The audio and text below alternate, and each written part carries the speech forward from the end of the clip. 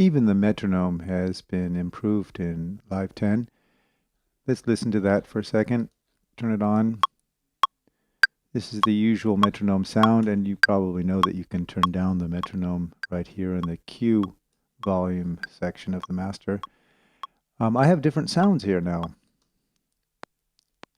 So there's a nice kind of a less intrusive sound.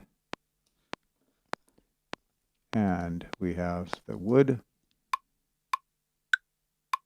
A little bit more natural sounding maybe.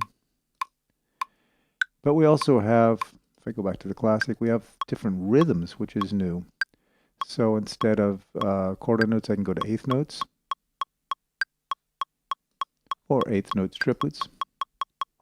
This is very nice for slow tempos, for example.